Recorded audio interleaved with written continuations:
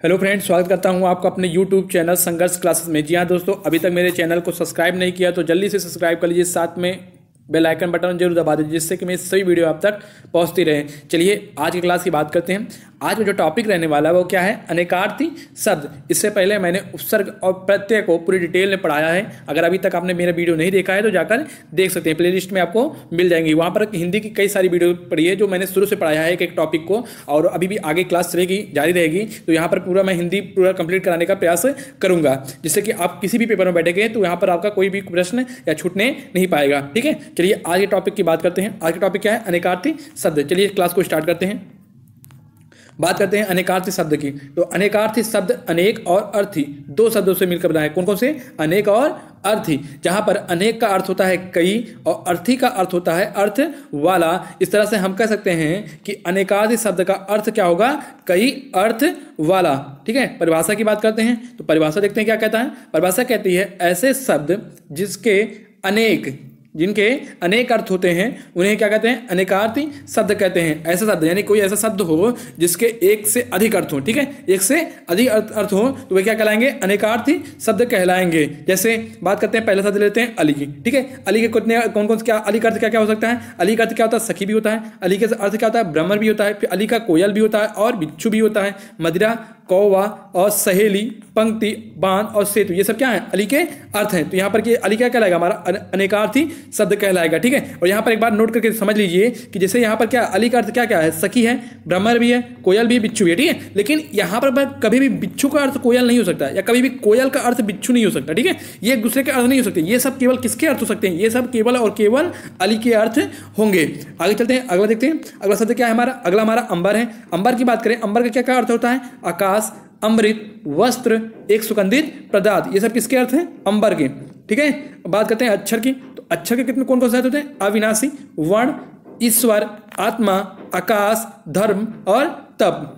बात करते हैं अंश की। अंश का क्या क्या हो सकता है? अंश का क्या होता है? हिस्सा, कोण का अंश और किरण, ये सब क्या है? अंश के अर्थ हैं। ठीक है, बात करते हैं अगले शब्द की। अगला शब्द हमारा क्या कहता है? अब्ज। ये इंपॉर्टेंट है, इसको नोट कर लीजिए, कभी कभी पेपर में ज्यादा बार पूछा गया है। ठीक है, अब्ज की बात करें तो चंद्रमा, कमल और शंख, ये सब क्या है? अब्ज के अर्थ हैं। देखिए, कभी भी चंद्रमा का कमल नहीं हो सकता। ठीक है, किसी भी तरह से। और भी कमल का अर्थ कभी भी शंख नहीं हो सकता, या फिर शंख का अर्थ कभी कमल नहीं हो सकता, या शंख का अर्थ कभी चंद्रमा नहीं हो सकता, या कमल का अर्थ क्या हो सकता है? नहीं हो सकता। कमल का अर्थ सॉरी कमल का अर्थ कभी चंद्रमा नहीं हो सकता और कमल का अर्थ कभी शंख नहीं हो सकता। ये तीनों किसके किसके अर्थ हैं? अब्ज के। ठीक है, आदि की बात करें, आदि का अर्थ क्या होता है? आदि का प्रारंभ होता है, प्रथम भी होता है, ईश्वर भी होता है और इत्यादि भी होता है।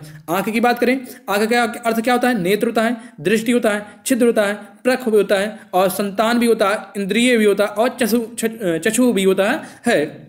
बात करते हैं अगला शब्द क्या है। अगला हमारा क्या है? ईश्वर। ईश्वर का क्या क्या अर्थ होता है? ईश्वर का क्या होता है? परमात्मा होता है, स्वामी होता है और शिव भी होता है और पारा भी होता है और पीतल भी होता है। बात करें इंद्र की। इंद्र का क्या क्या अर्थ होता है? इंद्र देवराज होता है, राजा भी होता है और रात्रि भी होता है। उग्र की बात करें तो उग्र का हमारा क्या क्या अर्थ होता है? विष होता है, भयानक होता है, महादेव होता है, क्रूर होता है, तीव्र होता है और सूर्य होता है। बात करें उर्मी की। उर्मी का क्या अर्थ होता है? लहर होता है, पीड़ा होता है, दुख होता है, सिकन होता है, कपड़े की सिलवट होती है। ठीक है, उदार की बात करें, उदार का क्या क्या अर्थ होता है? दाता भी होता है, बड़ा भी होता है, सरल भी होता है और अनुकूल भी होता है। खर बात करें, खर का क्या अर्थ होता है? गधा होता है, तिनका होता है, दुष्ट होता है, एक राक्षस होता है और घास और तेज भी किस अर्थ होता है? किसका? खर का अर्थ होता है। आगे चलते हैं, अगला हमारा क्या है? गौ। गौ का क्या क्या अर्थ होता है? गाय होता है, राशि होता है, वाणी होता है, इंद्रिय होता है, बैल होता है, हीरा, शब्द, 9 अंक, बाण, आकाश, स्वर्ग और वृष, ये किसके किसके अर्थ होते हैं? ये किसके अर्थ हैं सब? ये सब किसके अर्थ हैं? गौ के अर्थ हैं। बात करें घन की। घन का क्या होता है? बादल होता है, हथौड़ा होता है, सघन होता है और दृढ़ होता है। ये किसके अर्थ हैं? ये सब हमारे घन के अर्थ हैं। ठीक है, बात करते हैं चक्र की। चक्र क्या होता है? पहिया होता है, चाक होता है, भंवर होता है, समूह होता है, बवंडर होता है, षड्यंत्र होता है, एक अस्त्र होता है और क्या होता है? चकवा। ये सब किसके अर्थ हैं? ये सब और किसके अर्थ हैं? चक्र के अर्थ है। बात करते हैं अगले शब्द की। अगला शब्द क्या हमारा? चपला। चपला किसका अर्थ क्या होता है? लक्ष्मी होता है, बिजली होता है, चंचल स्त्री होता है। और जलज की बात करें, जलज का क्या होता है, जलज का अर्थ क्या होता है, कमल होता है, मोती होता है, शंख होता है, मछली होता है, जोक होता है और एक चंद्रमा होता है। बात करते हैं जीवन की, तो जीवन का अर्थ क्या होता है, पानी, पानी और क्या होता है, प्राण होता है और क्या होता है, जीवित होता है और क्या होता है, आयु होता है। अगले शब्द की बात करें, अगला शब्द हमारा क्या है, द्विज। द्विज का अर्थ क्या होता है, अंडज होता है, पक्षी होता है, दांत होता है, ब्राह्मण होता है, गणेश होता है और चंद्रमा होता है। ये किसके किसके किसके अर्थ हैं, ये सब किसके अर्थ हैं, ये सब हमारे द्विज के अर्थ हैं। धर्म की बात करें, धर्म का क्या क्या अर्थ होता है, कर्तव्य होता है, स्वभाव होता है, प्रकृति होता है, संप्रदाय होता है, कर्म होता है, कल्याणकारी होता है, न्याय होता है, आचरण होता है। बात करें नाग की, नाग की क्या होता है, सांप होता है, हाथी होता है, नागेश्वर होता है और नागेश्वर होता है और नागेश्वर होता है। ये किसके किसके अर्थ हैं, ये सब हमारे नाग के अर्थ हैं। ठीक है, आगे चलते हैं।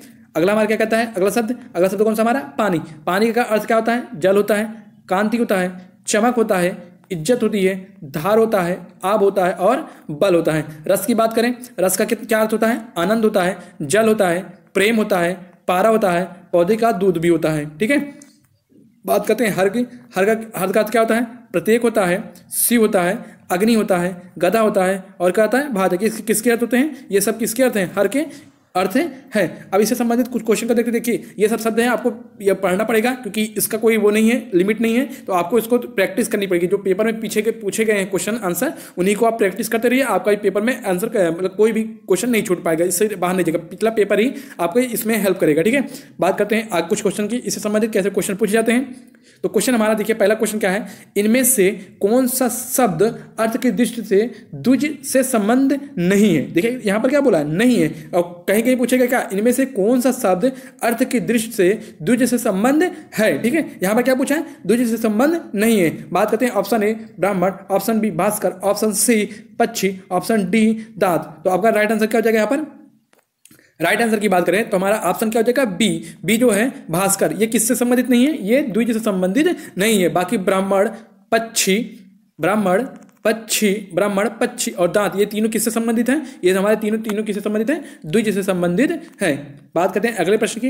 अगला प्रश्न क्या कहता है, अगला प्रश्न कहता है, इनमें से कौन सा शब्द अर्थ की दृष्टि से दीवा से संबंध है। देखिए यहाँ पर पूछा किससे, दीवा से संबंध कौन है। ठीक है, अब इससे पहले क्या पूछता है कि कौन सा शब्द द्विज से संबंधित, कौन सा शब्द द्विज से संबंधित नहीं है। आपकी क्या पूछा है, कौन सा शब्द दीवा से संबंधित है। ठीक है, तो अब यहाँ पर चार ऑप्शन क्या क्या है, ऑप्शन ए दीपक, ऑप्शन बी दक्ष, ऑप्शन सी द्रव्य, ऑप्शन डी दंड। ठीक है, तो यहाँ पर हमारा राइट आंसर क्या हो जाएगा, दीवा से जो संबंधित अर्थ है वो क्या है, दीपक। ऑप्शन ए क्या हो जाएगा हमारा राइट आंसर।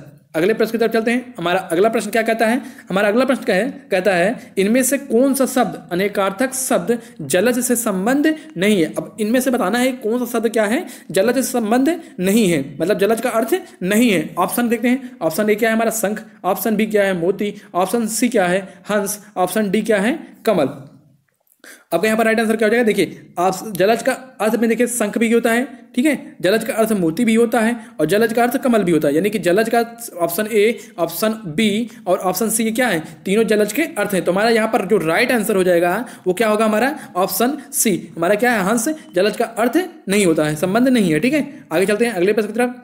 अगला प्रश्न कहता है इनमें से कौन सा शब्द अर्थ की दृष्टि से नाग से संबंधित नहीं है। आपको बताना, फिर क्या बताना है, नाग से संबंधित नहीं है, ऐसा कौन सा शब्द है। तो अभी मैंने इससे नाग को पढ़ाया, अगर आपने ध्यान से पढ़ा होगा तो यहाँ पर आपको ये क्वेश्चन कर ले जाएंगे। देखिए ऑप्शन की बात करते हैं, तो ऑप्शन ए क्या है हमारा सांप है, ऑप्शन बी क्या है हाथी है, ऑप्शन सी क्या है नागेश्वर है और नागेश्वर है और ऑप्शन डी क्या है गाय है। ठीक है, तो यहाँ पर जो देखिए नाग का जो अर्थ है वो सांप भी होता है, वो हाथी भी होता है, नाग केशर भी होता है। आप पीछे जाकर देख सकते हैं, मैंने पढ़ाया अभी। ठीक है, अभी ठीक है, थोड़ी देर पहले ही। तो यहाँ पर ये तीनों हमारे क्या हो जाएंगे, ये क्या है, तीनों किससे संबंधित है, नाग से संबंधित है। तो बच कौन रहा है, ऑप्शन डी, ये किससे संबंधित है हमारा, ये बता दीजिए किससे संबंधित। देखिए नाग से संबंधित नहीं है तो ये हमारा राइट आंसर हो जाएगा। लेकिन गाय गाय किसका अर्थ है, गौ का, किसका, गौ का अर्थ होता है। ठीक है, आगे चलते हैं। हमारा अगला प्रश्न क्या कहता है, हमारा अगला प्रश्न कहता है इनमें से कौन सा शब्द अर्थ की दृष्टि से खर से संबंध है। अब बताना है कौन सा शब्द क्या है, किससे संबंधित है, खर से। तो ऑप्शन ए क्या हो जाएगा